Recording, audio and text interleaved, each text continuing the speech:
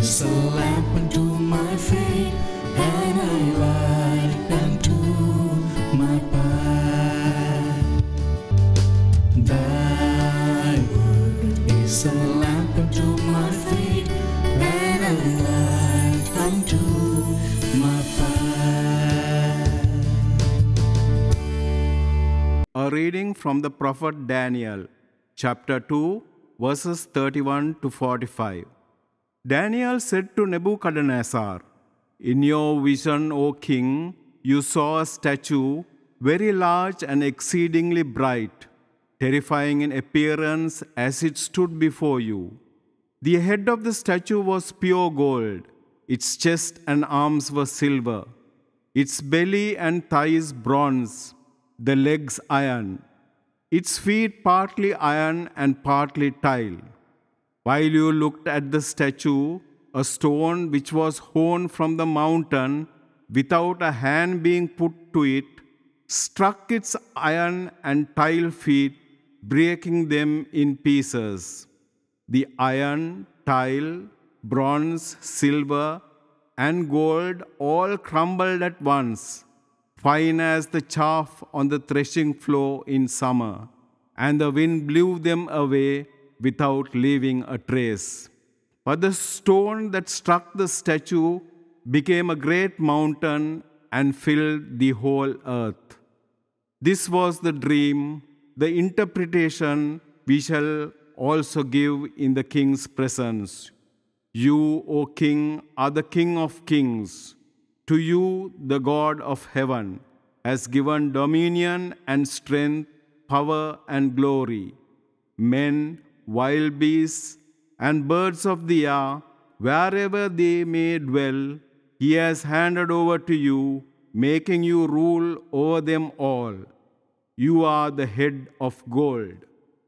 Another kingdom shall take your place, inferior to yours. Then a third kingdom of bronze, which shall rule over the whole earth. There shall be a fourth kingdom, strong as iron. It shall break in pieces and subdue all these others, just as iron breaks in pieces and crushes everything else. The feet and toes you saw, partly of potter's style and partly of iron, mean that it shall be a divided kingdom, and yet have some of the hardness of iron. As you saw the iron mixed with clay tile, and the toes partly iron and partly tile, the kingdom shall be partly strong and partly fragile. The iron mixed with clay tile means that they shall seal their alliances by intermarriage, but they shall not stay united any more than iron mixes with clay. In the lifetime of those kings, the God of heaven will set up a kingdom that shall never be destroyed or delivered up to another people. Rather, it shall break in pieces all these kingdoms and put an end to them, and it shall stand forever. That is the meaning of the stone you saw hewn from the rock without a hand being put to it, which broke in pieces the tile, iron, bronze, silver, and gold. The great God has revealed to the king what shall be in the future. This is exactly what you dreamed, and its meaning is sure." The word of the Lord. A reading from the Holy Gospel of St. Luke, chapter 21, verses 5 to 11. While some people were speaking about how the temple was adorned with costly stones and votive offerings, Jesus said, "All that you see here, the days will come when there will not be left a stone upon another stone that will not be thrown down." Then they asked him, "Teacher, when will this happen? And what sign will there be when all these things are about to happen?"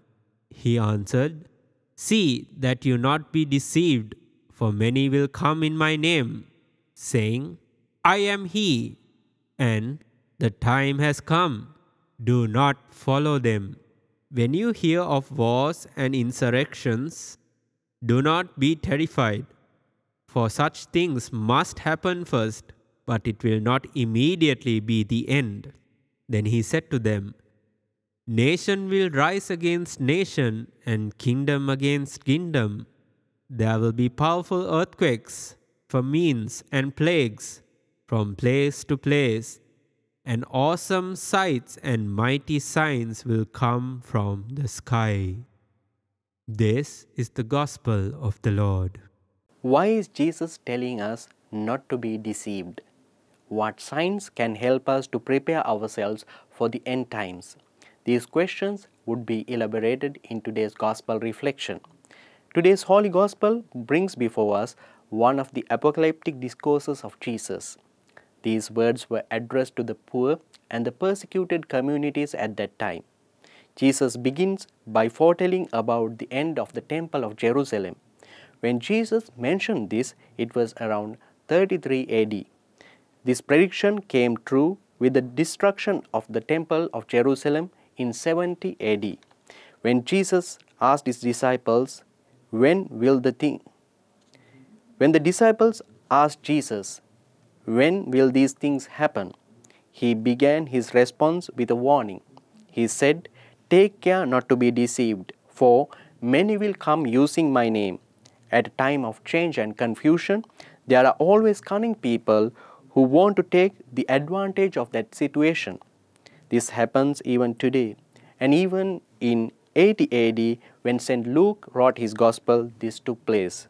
Jesus also foretells about the big disasters and wars. When there were battles and persecutions, many thought that it was the end of the world. But Jesus affirms that the end will not come at once. Jesus encourages them by saying not to be terrified.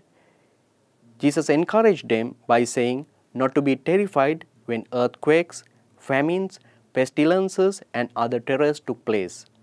But Jesus wanted them to read the signs of the time and to be prepared. In the recent past, we witnessed global pandemics, natural disasters, and numerous wars. With these calamities, there were many false prophets who tried to deceive people. They wanted to make people terrified. Especially with the COVID-19 pandemic, there were a lot of misinformation that the world would come to an end. Those false teachers wanted people to join their groups and communities.